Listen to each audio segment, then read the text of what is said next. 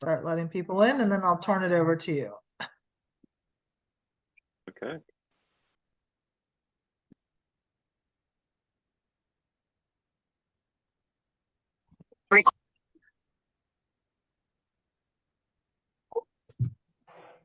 Good morning, everyone. Good morning. Good morning. Good morning. Thank you all. Thank you all for joining us. I'm just going to give it another minute as people are still connecting, and then I'll get this turned over to our presenter.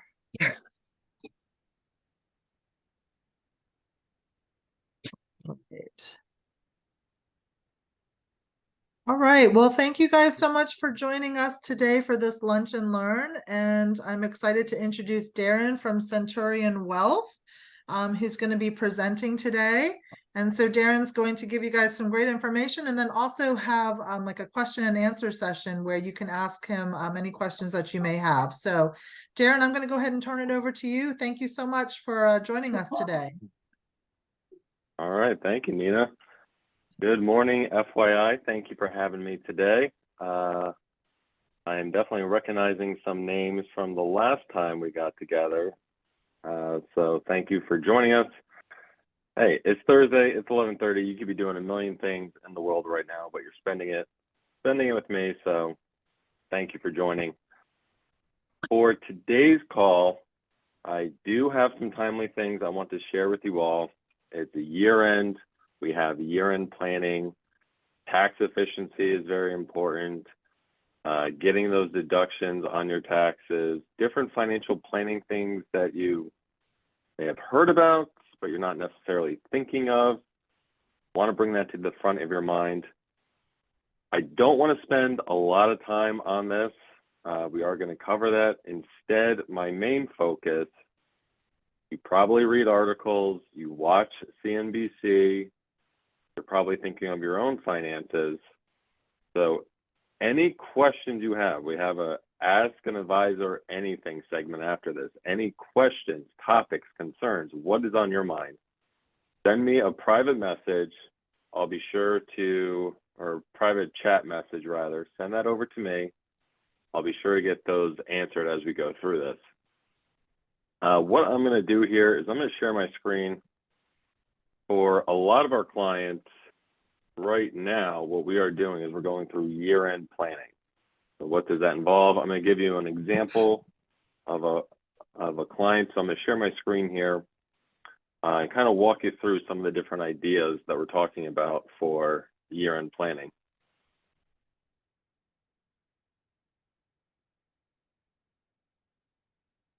I'm going to make this just a little bit bigger. When it comes to year-end planning, this is something that I would encourage all of you to do. When it comes to year-end planning, the first thing you need to know, hey, what are the different sources of taxable income that you are receiving? And you'll see here just in a very basic breakdown, this person makes 100 grand a year, they get a 10% bonus, but also some other things to include that's going to affect your tax brackets. Dividends, interest, and capital gains from your investment accounts, have in here about 5,000. And here we have a distribution from a retirement account. Let's say this person is 60 years old, or they have an inherited IRA, they need to take a distribution. That's going to be a taxable event as well. So altogether, it's about 120,000. Just a very simplistic view here. Why is this important? Because now we want to know, what is your marginal tax bracket? Because now this is going to impact how the rest of your year-end planning, what decisions do you have to make from there? For example,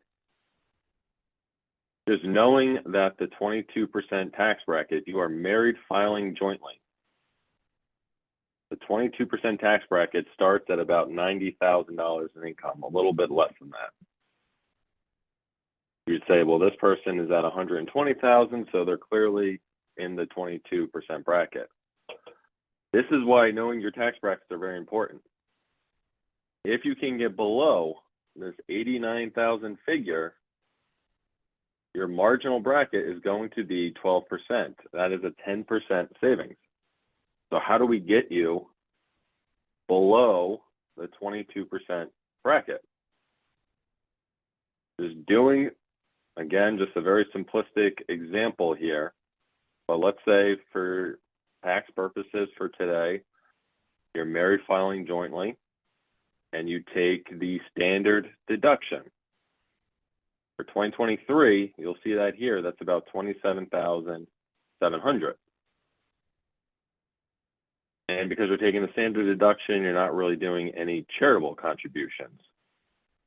So when we take 120,000 and then we subtract out the standard deduction, right now your taxable income is $92,300, which you can see here just by doing that math. 92,300 minus 89,451. I'm going to bring over that difference here. You have about $2,800 that are being taxed at the 22% bracket. A very simple solution. If you are not contributing to, say, the company's 401k, as this person is not,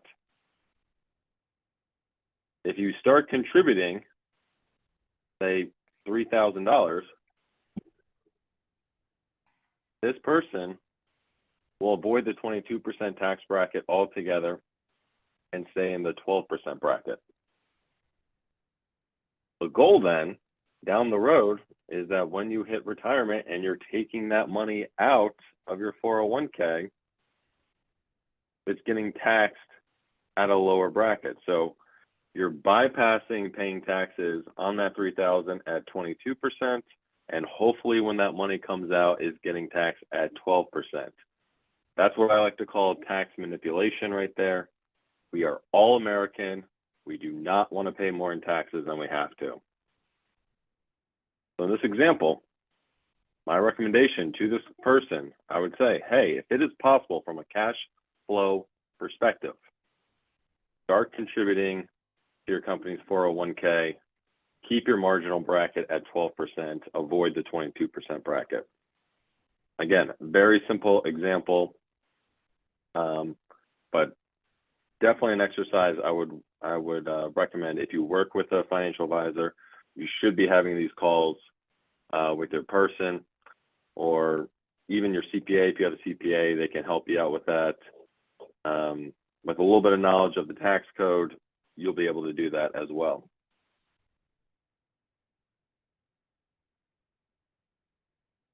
Okay.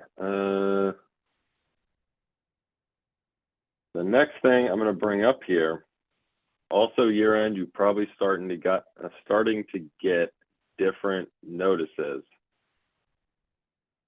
Actually, you know what? Let me pause for a second. Are there any questions from anyone out there that have any questions on tax brackets, deductions, anything like that? I'll give that a minute.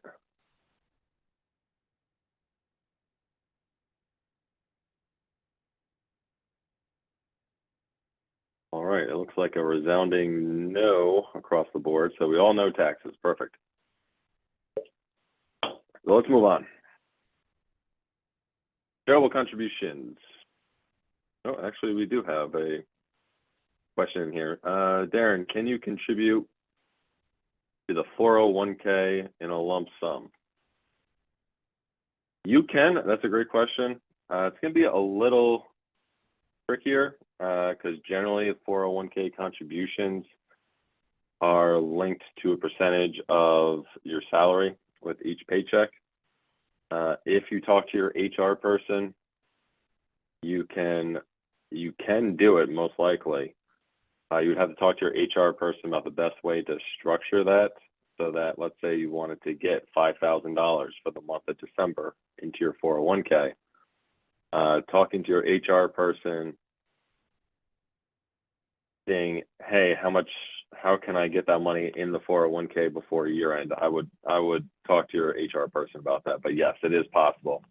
Timing might be a little bit short with December starting tomorrow, but I would talk to them. I got another question here. What is the next tax bracket percentage after 22%? That one is 24%. So I don't have that on here. But the 24% bracket in income for married filing jointly starts at $190,750. Actually, just add that in here because that's actually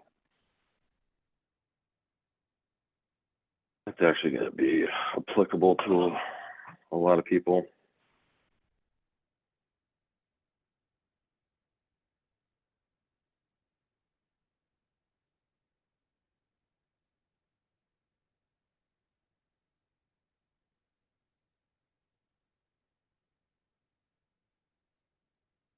$190,750, and for you high income earners out there between you and your spouse, in case you're wondering, the bracket after that is the 32% bracket. That one starts at $364,000. So big jump there. But if you and your spouse, or if you're a single filer, it's a lot lower. 32% starts at $182,000. If you're high income earners, that is something to consider because what is the next bracket after 22%? If single, so for 24%, great question there. 24%, it starts at $95,375.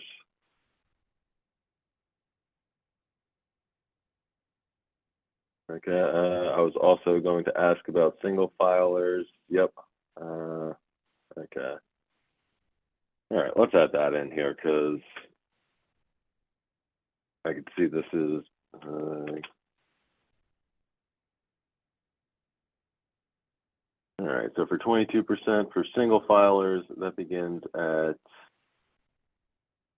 $44,725. And then for the 24%, that is at $95,375.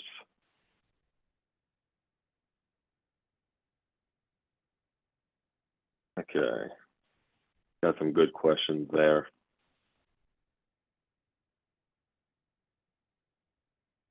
I'll give that another second, see if anyone has any follow-up questions on that before I move on.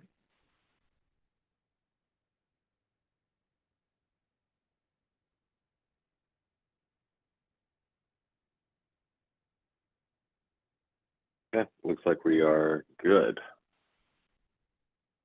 All right, let's discuss charitable contributions. You go to the grocery store, you have the Santa Claus out there ringing the bell, asking for donations. You have your church. You have different charitable organizations that you support. You give money throughout the year. This strategy, okay, we're good. This strategy you can use if you take the standard deduction or if you itemize deductions. If you give to charities, I'm going to highlight this here. I would recommend, instead of gifting on, say, a monthly basis, gifting to, like, say, I don't know, you gift $100 a month to your church, cash. If you have a taxable investment account, let's say you have, I don't know, Amazon stock that's up 500%. Instead of gifting cash to the church each month, at year end, gift some of those shares of Amazon stock. Now, why would you do that? By doing so, you're bypassing capital gains tax on that stock. The shares go to your church in this example. They are tax exempt entity. They sell the stock right away. They get their money. You get the charitable contribution and you avoid paying a capital gains tax. On top of it, if you itemize deductions, that amount that you gift is also now a deduction on your taxes. This is also a strategy that we use for a lot of our clients here, where instead of gifting cash, they gift shares of stock. And then if we send out the shares today to that charitable organization, tomorrow we're using that cash to then buy back the stock, increase your cost basis, and make you more tax efficient. Again, this is all about minimizing cumulative taxes over your lifetime.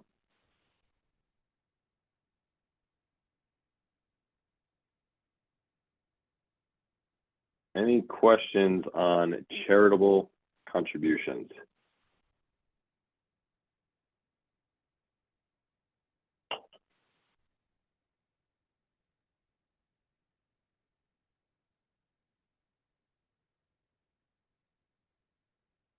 Okay, good to know. Thank you. That's good to know.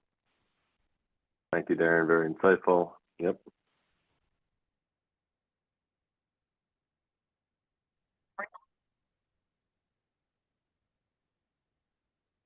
All right. So let me move on here.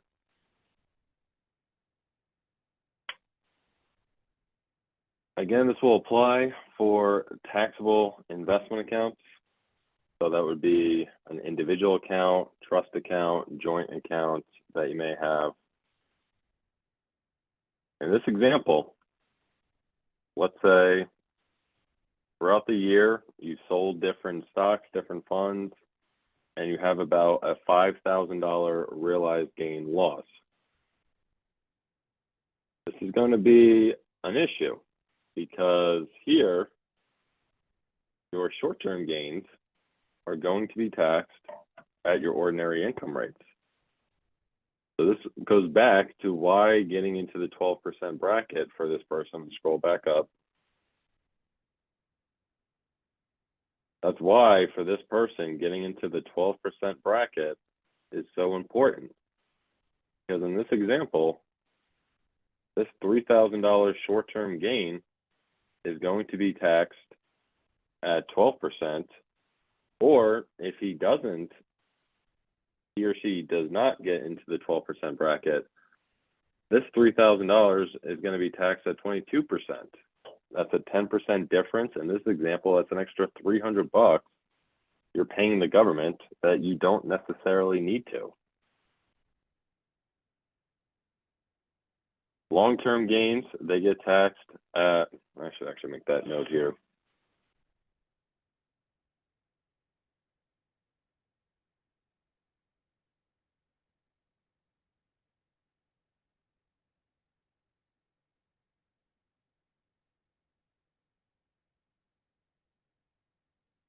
Long-term gains are taxed at a lower rate, 15% most likely. There's a chance, though, that if you're in the 12% bracket, again, this is why it's so important. If you're in the 12% bracket and you have realized capital gains, that's why I have most likely in here. If you're in the 12% bracket, you don't get taxed on long-term capital gains.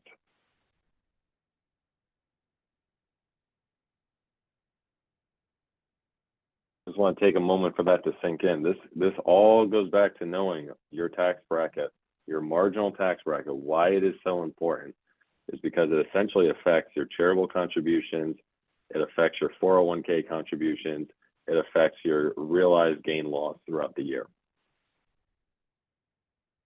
So for this person, if this person was my client, I would say, okay, Nina, you have $5,000 in realized gains. Let's look through your taxable investment accounts and find any stocks, investments, bonds, whatever it may be, that are at a loss that we could sell to offset that.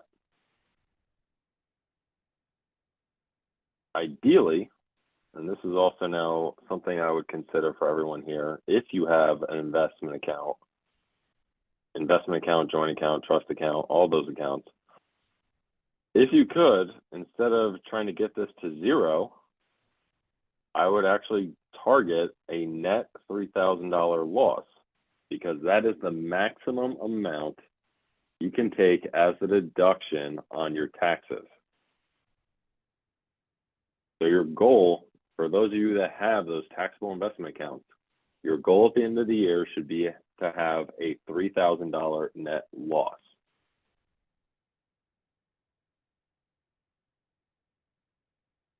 And I'll give everyone a moment here. If you have any questions on that, please type that in the chat.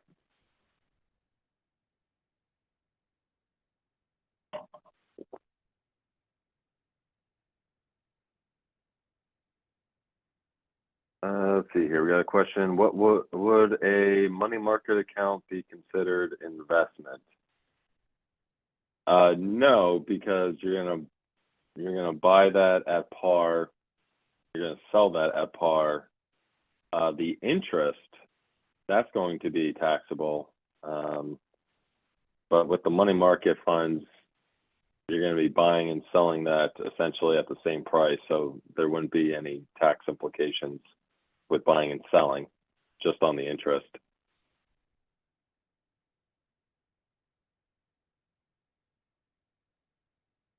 Oh, and actually one other thing I should add in here.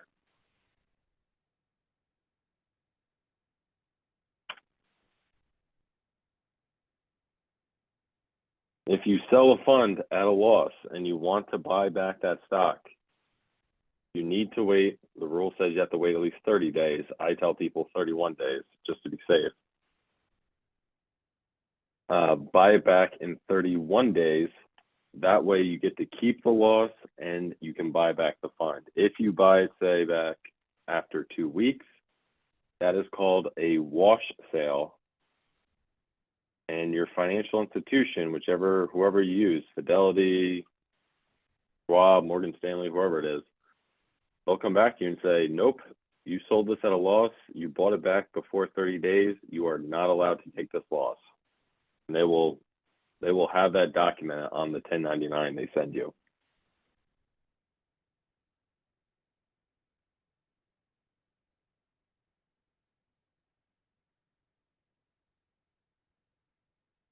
Let me give you guys a second there if there's any additional questions on that.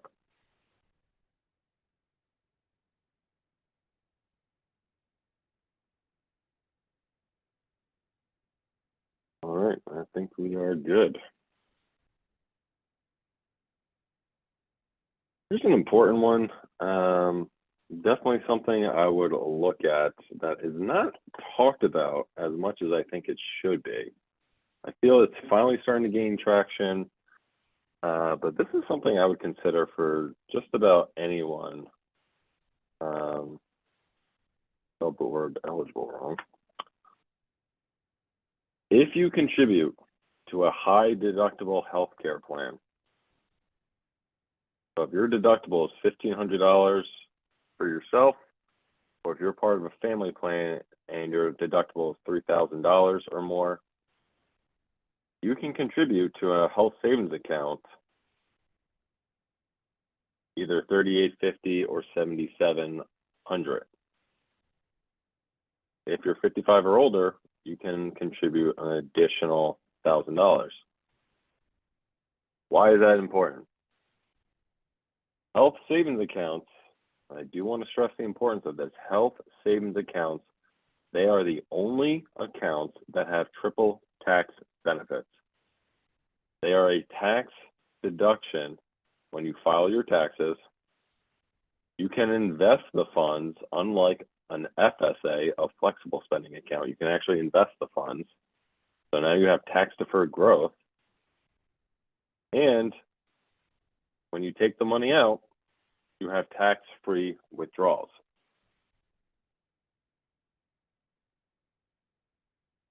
This is something I would urge everyone to seriously consider if you are part of a high deductible healthcare plan.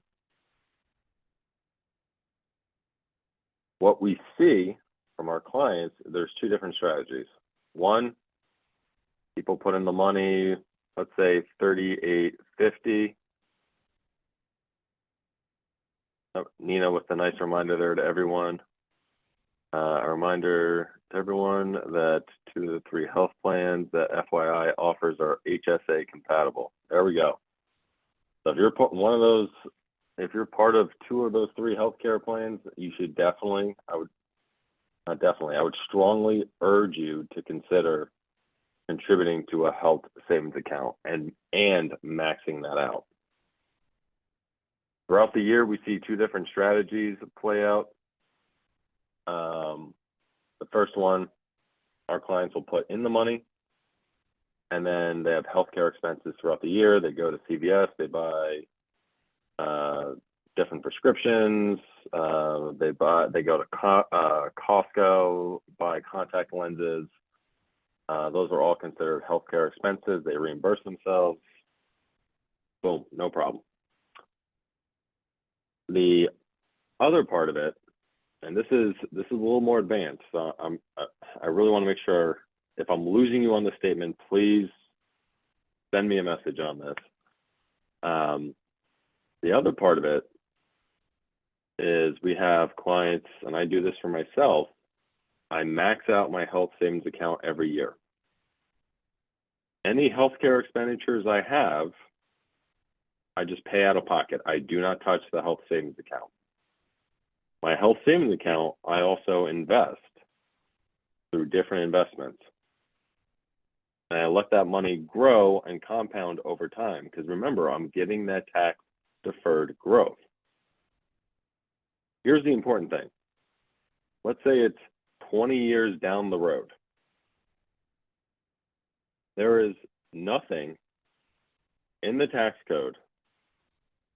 There's nothing with the health savings account that say, over the past 20 years, let's say I've accumulated $100,000 in healthcare expenses. I'm just making up a number for simplicity. Let's say $100,000 over the past 20 years. There's nothing that says I cannot pay myself back for those 20 years of healthcare expenses all at once. So now I'm contributing to a health savings account each and every year. I'm getting that tax deduction. I'm investing those proceeds. I am not paying taxes on the growth. And then I'm looking back over the past 20 years and reimbursing myself all at once, tax-free withdrawals on all of those healthcare expenses. That's a little bit more of an advanced strategy, but something that I would, if you can do that, I would consider that.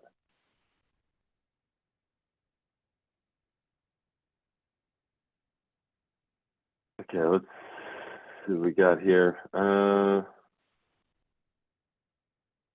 Oh, Nina, very, very nice here. FYI will also make a per pay contribution to either HSA, transit, or parking account. Hey, great company you guys work for. For myself, I'm on Medicare and my meds are free. I don't see the advantage of the health savings account because I don't think I'll use a large portion. I don't think I'll use a large portion and will lose the money. If I do put money in there, do I take it out before end of the year and still get the tax deduction? So in this example, the money, once you put the money in, it is tax deductible. If you put the money in tomorrow, and between tomorrow and year end, you have a healthcare expense, then you still get the deduction and the withdrawal is still tax free. So you're still bypassing paying taxes on that. For this person, I would need to know more about your specific situation. Chances are, if we were to look through your expenses, there's different things that do qualify as healthcare expenses. Even if you don't use a health savings account at all, in this example, it could also be an estate planning tool. because you would have a beneficiary listed on it. So that person would be able to have tax-free withdrawals. Let's see here. Can you confirm that, Darren, you are setting aside funds but not utilizing them at this time, letting it grow instead? Yes. So for myself, I max out my health savings account every year. So that money goes into my health savings account. I then invest those proceeds. I invest it and I let the ninth wonder of the world, compound interest, take over. Any healthcare expenses I have throughout the year, I just pay out of pocket. I do not touch that health savings account. My goal, when I am 65, or if I have a major medical expense, I will reimburse myself at that time. I want that tax-free growth. I want those tax-free withdrawals. I want to pay as little in taxes as possible. Nina, yep. Okay, you also got to the point there before I could. HSA is different from FSA. You do not forfeit the money in an HSA. Correct. HSA health savings accounts, they are your accounts. You keep that money every year. Just keep in mind you need to be enrolled in an HSA eligible medical plan in order to defer money. Correct. You need to be part of that high deductible health insurance plan. Lou, yes, you are correct. You do need to be part of that health deductible healthcare plan, which I'm guessing 2 out of those 3 healthcare plans that Nina's referring to that are HSA eligible, they are the high deductible healthcare plans. All right, definitely got a lot of good questions, a lot of good feedback.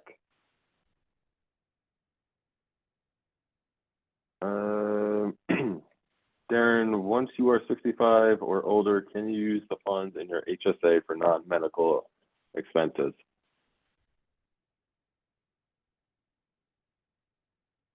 So for this question, this is a little trickier. It's supposed to be for healthcare expenses. If you were to do a Google search, what qualifies as a healthcare expense for your health savings account? You'll pull up a huge list of what qualifies. A lot of people don't know that glasses and contacts, for example, if you wear glasses, that qualifies. If you use contacts, that qualifies. Prescriptions, that qualifies. Certain over-the-counter medicines, that also qualifies. There is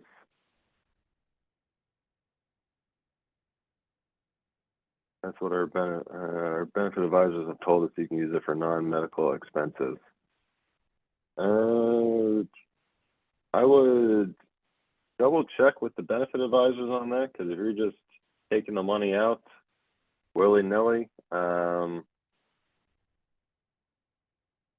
that might be.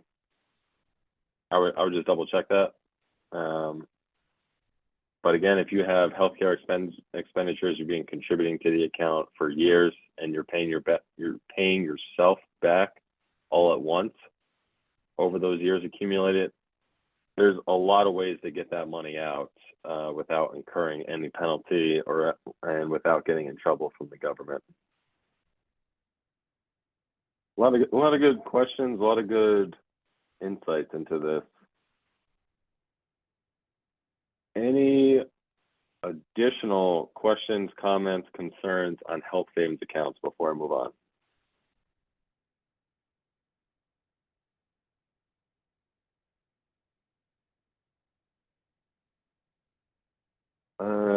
If you were to reimburse yourself after several years, I wonder what kind of documentation you have to submit. Years worth of receipts. So yeah, this is one of those things where the technical answer is yes, you need to have some sort of proof. At the same time, the more realistic answer is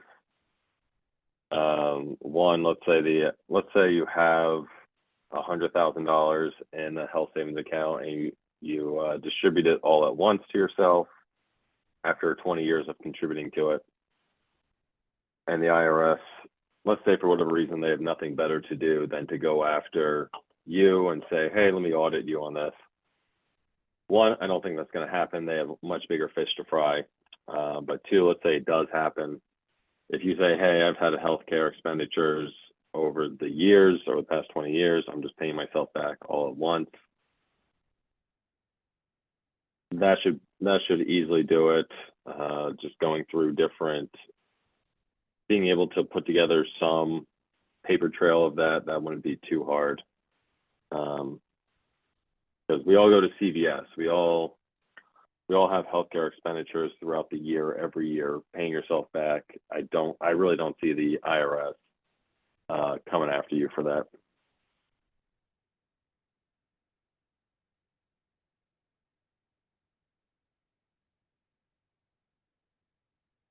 All right, a lot of good questions on health savings account. Did not know that was going to be a major point of discussion, but hey, health savings account, that's what gets you guys going. I'm all for it. All right, on to the next one. 529 contributions. If you have kids, or even if you have a 529 account for yourself, you can deduct from state taxes if you contribute to a 529 account. Now, depending on where you guys live, if you are a Virginia resident like myself, you can deduct $4,000 from as a state tax deduction per account owner. I'll elaborate what I mean by per account owner in a minute. DC residents, same thing. You get $4,000. Hey, you guys located across the bridge in Maryland, for whatever reason, Maryland doesn't like you as much. They only give you $2,500 per owner. And also there's always like 1 out of 100 that do this for whatever reason. They have, they're a Virginia resident as an example, but for some reason they contribute to the California plan. Don't do that. Just contribute to the state plan that you are a resident in. Get that tax deduction. I don't know why some people do that. They read a article that says, "Oh, the Iowa state plan is the best plan." No, get the tax deduction. What I mean though, going back to account owner, I'll give you an example of what me and my wife do. We have 2 daughters that we are going to be sending to college, and what we do is I have a 529 account for my one daughter. I'm the account owner, and my wife Kristen, she has a 529 account for our other daughter. We max out those contributions each year. Let me rephrase that. We max out the state tax deduction for each of those accounts, so $4,000 for each account, and we deduct $8,000 from our state taxes.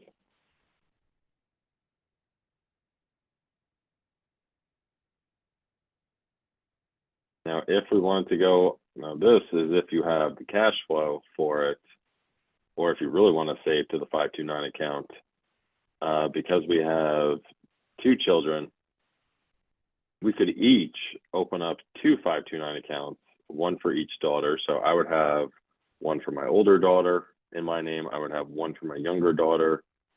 And then Kristen would have one for her name, for our older daughter, and then one for our younger daughter. And if we each contributed $4,000 to each account, we would actually get a $16,000 estate tax deduction. So actually, this should say per account owner per beneficiary. Per account owner per beneficiary. Should say that across the board.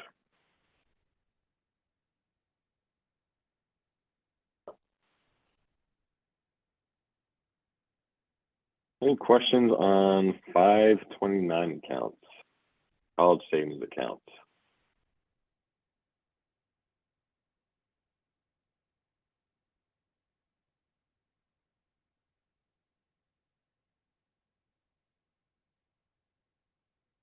Okay, perfect. I'm going to wrap us up here because I do want to get to the next section. Now's also a good time to review your current investment strategies. These are 3 questions. If you work with someone, you should be asking them. Or if not, you should also be taking a look at it for yourself. Have your accounts, how have they done this year? Very straightforward question. Hey, if the market's up, I don't know, it's up about 18%, give or take, 19, 20%, and your accounts are down 2-3%, well, that's an issue. Is your investment allocation aligned with your goals? If you're getting ready to retire soon, you shouldn't be as aggressive as someone that's just starting their career and trying to grow their accounts as much as possible. And then what changes do you want to make moving forward? Again, if the portfolio is not in line, then that's something I would recommend taking a look at. But that's something you're going to see in any type of year-end planning, so I'm not going to spend too much time on that. So, ask an advisor anything. Simply put, I am here to answer your questions, your topics, your concerns, what is on your mind. Feel free to fire away, send me a direct message, add it into the group chat. What can I answer for you guys?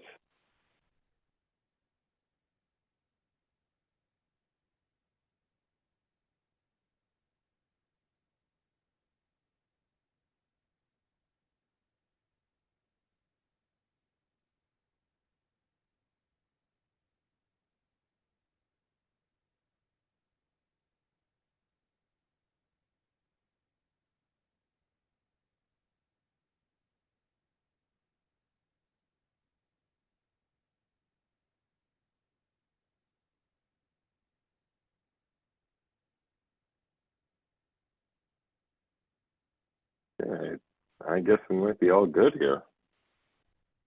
Oh, you guys are letting me off the hook pretty easy if you don't have any questions. Give you guys another minute there.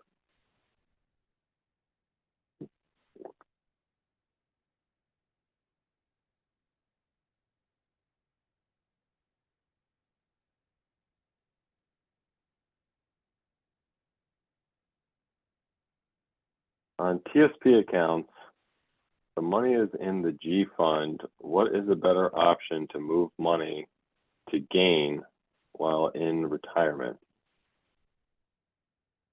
Yeah, good question there. So the TSP, you have mainly 5 funds, very limited selection. You have the G fund and the F fund, which are your more typical bond funds.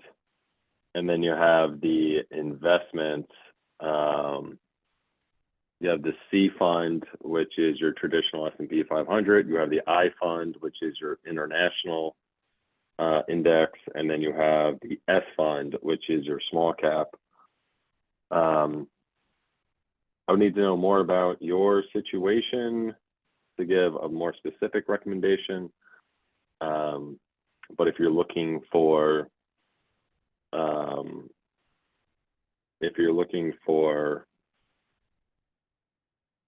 an opportunity for your investments to grow more over the long term, I would consider adding to the C, the I, and the S fund, with an overweight probably on the C fund. That's the S&P 500 fund. Let's see here. What else we got?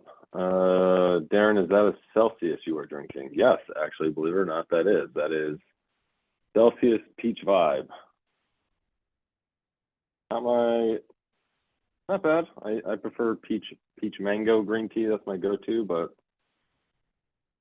yes, that is a Celsius. So good question there. What else we got? Any suggestions for people who may just be getting started in investing or have never done much with investing? Yeah. The hardest thing to do with investing This is as simple as it gets. The hardest thing to do with investing is to start. I could sit here for hours telling you to buy this stock, do this, do that. The hardest thing to do is to start. Open up that first investment account, open up that Roth IRA, contribute to your 401k, contribute to your health savings account. The hardest thing to do is to start. Just start. $50 a month, set it up automatically. I can't tell you how many clients I have that have accumulated a multi-million-dollar net worth by just starting and keeping that contributions each and every month. That is so important. Going from 0 to 1 is the hardest step you'll take.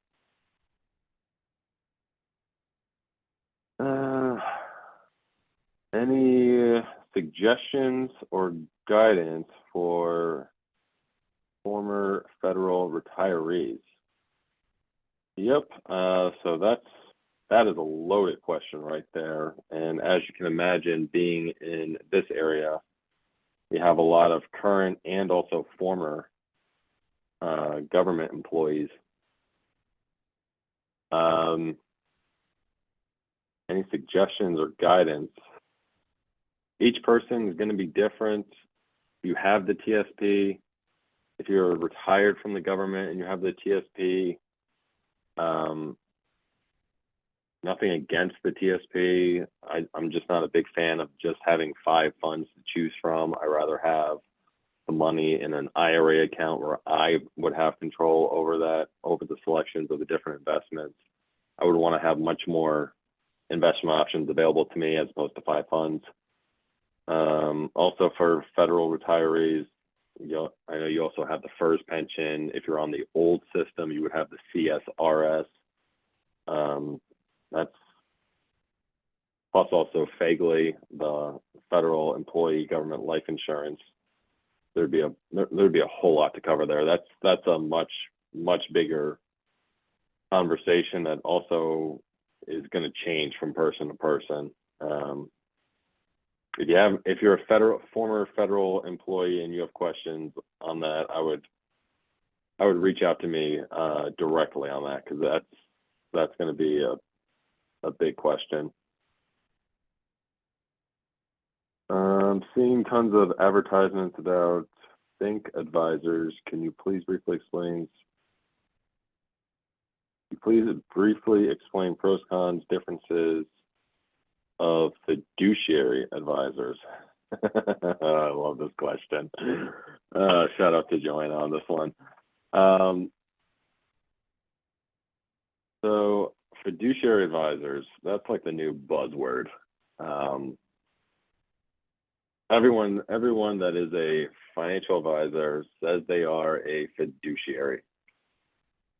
So if someone calls you up saying, hey, I am a fiduciary financial advisor, I'd like to talk to you about working together, the very first question I would ask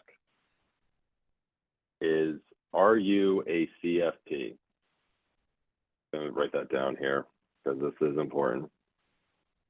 Are you a CFP, which stands for Certified Financial Planner?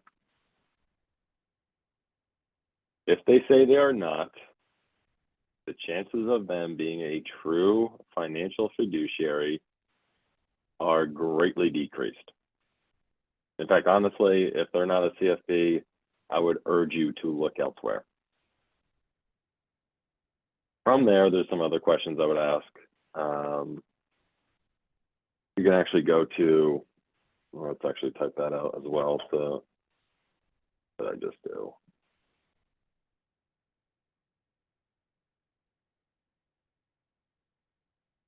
I don't know what I just did there.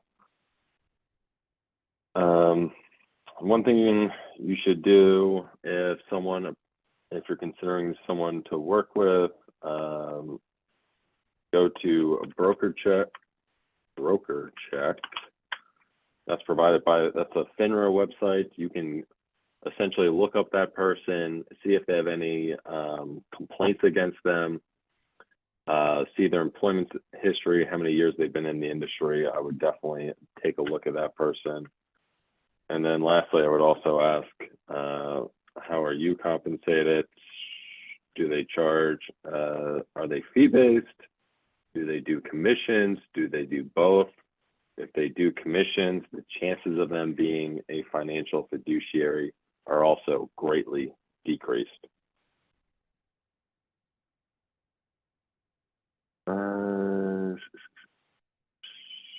Let's see here. I usually do Tax Hawk and do my own taxes. However, I bought a home last year and added solar panels.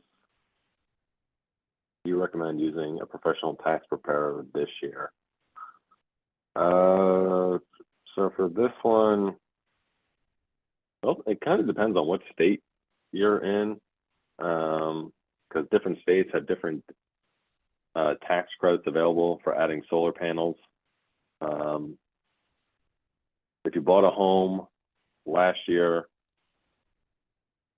and now you also added solar panels, you could still do it, but just if you don't feel comfortable, that you don't feel like you might capture all those tax credits, all those tax deductions available to you, I would consider a professional CPA. But I also don't want to say it's not impossible. You can look up what the state credits are for your solar panels. You can also see what tax breaks you have as a homeowner. So if you want to keep doing your taxes yourself, it's definitely an option. That one I would just need to know more about how comfortable you are doing your own taxes. Can I give the staff your contact info? Yes, please do. Hey, I am your 401k advisor. Definitely, yes. Feel free to share my contact information with the group.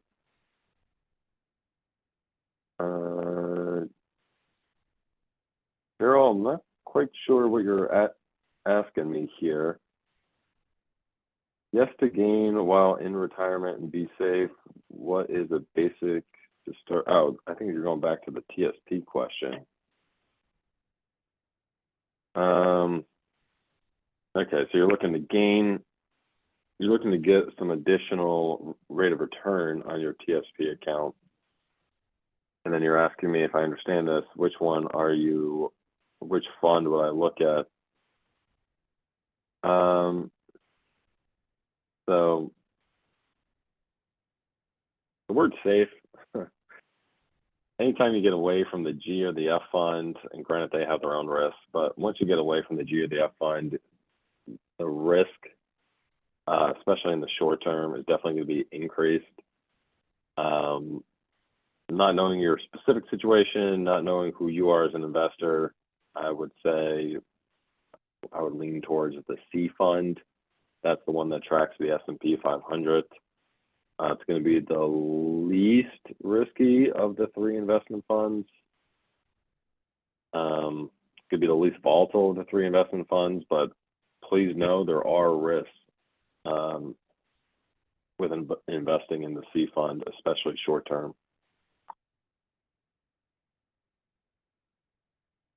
You are welcome.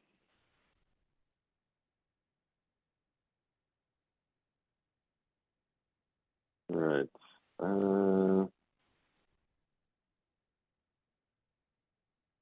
Any last questions from the group?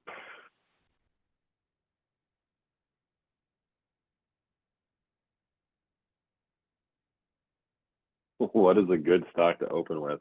Man, I get this question every time. Oh man, what is a good stock to open with at $50 a month? Ooh, that is a good one. This is gonna change from person to person, so I'm just gonna use myself as an example. And I am an aggressive investor. I do not care what the stock market does over the next year, 2 years. For myself personally, I do not care. If the market drops, I'm going to keep adding to my investment accounts. I'm going to keep buying at lower prices. I do not care. So for myself, $50 a month. What I would do is I would want to look at companies that I think are going to outperform the S&P 500 over the long term. So I would look for different stocks that are in favorable industries that also have some increased volatility, increased risk associated with it. So for myself, with the holidays coming up, I'll use this as an example. E-commerce, very important. I would consider Shopify. They're an e-commerce platform. Their ticker symbol is SHOP. If you want to go a little less risky with a more established name, hey, you can't go wrong with Amazon. Amazon is another good one. I wouldn't put all your eggs in one basket. I would add to different names, different industries each and every month to get a more diversified portfolio. But if you're asking me just one stock, the first $50, I think both those companies might be over $50 per share. But that would be the first. That'd be the first look I would consider. Also, just because of how much money I spend on this company, it's been beaten up a lot this year. It's been in the headlines for different reasons. Disney, just hey, Disney ain't going anywhere. How much merchandise, shirts, shorts, shoes, Disney Plus, how much money I spend on Disney for my daughters this year. I'm probably single-handedly keeping that company afloat. So let's see, we got a few more other questions here. Just confirm, commission-based CFP is recommended over fee-based. You know what? I don't know if I would do that. For example, I'm a CFP. CFP and a whole bunch of other designations, but we don't have commissions. We don't have proprietary products. And the reason for that is because if I'm commission based, my incentive would be to sell you. If I'm selling you, that means that I might not have your best interests at heart. Because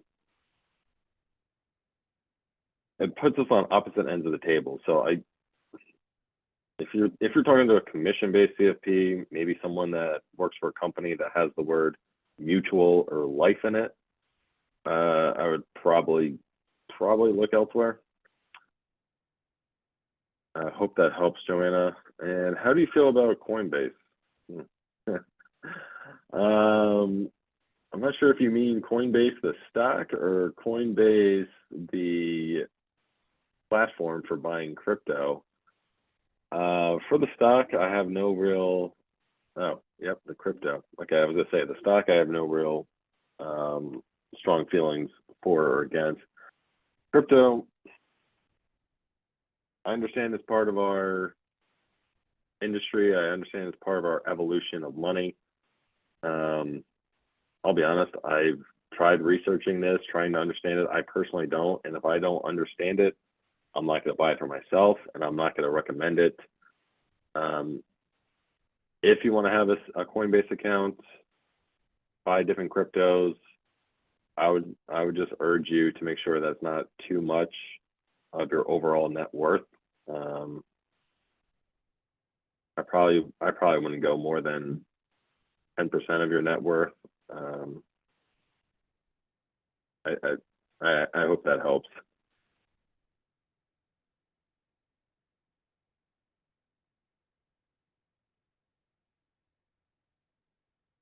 All right, guys, I think I have an account. My cousin recommended. I did lose money. Sad face. I feel for you. You're not the first person. You're not the last person. The crypto craze, that was a real thing. A lot of people got in at the wrong time, just like they do anytime we have these bubbles. There's going to be another bubble. People are going to chase. Some people will make money. Some people will get hurt. Hopefully, you didn't lose too much money. And hey, not for nothing, if you sold that at a loss, you at least get the tax deduction there. So you, let's just say, actually real quick, this goes back to taxes. Let's say you lost $10,000 in that crypto stock or crypto investment. You sold it at a loss. You take the $3,000 for this year's taxes. You carry forward the remaining $7,000 each and every year until you use up that full $10,000. So hope that's a little bit of a shining light there on that situation.